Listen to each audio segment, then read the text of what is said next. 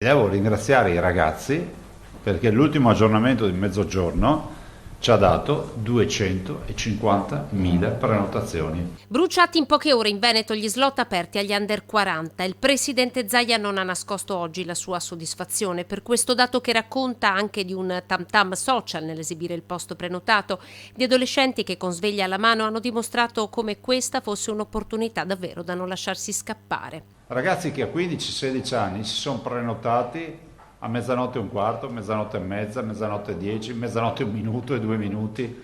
C'è stato l'assalto. Quindi i ragazzi stanno dando una prova, come si può dire, di civiltà che è unica. Solo 4 regioni in Italia hanno aperto in modalità liberi tutti.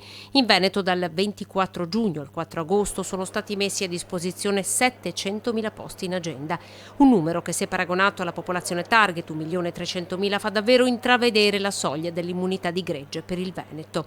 L'RT di 0,64 di oggi lo dimostra. La bella notizia è che la nostra incidenza è di 19,4 su 100.000 abitanti, cioè siamo pienamente, abbondantemente in zona bianca. Il passaggio in zona bianca prevederà anche una nuova ordinanza della Regione per definire cosa è consentito fare o meno. Noi l'ordinanza la facciamo, però insomma guardate che è un bel obiettivo, arrivare per primi sulla zona bianca non è proprio da tutti i giorni. Secondo obiettivo, turismo Covid-free. Da domani la Regione apre slot anche per gli operatori turistici. Vi annuncio che da domani a mezzogiorno apriremo le liste vaccinali con i posti in agenda per gli operatori del turismo. Chi entra, se non trova il proprio codice fiscale, continua la prenotazione e sa che al centro vaccinale firmerà una dichiarazione su un modulo nel quale ci sarà scritto: io, Mario Rossi, dichiaro di lavorare presso l'hotel.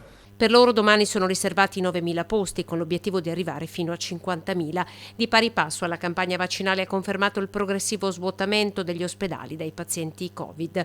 Per la vaccinazione degli adolescenti a breve sarà aperto un tavolo di interlocuzione anche con i pediatri, come confermato dall'assessore Lanzarin.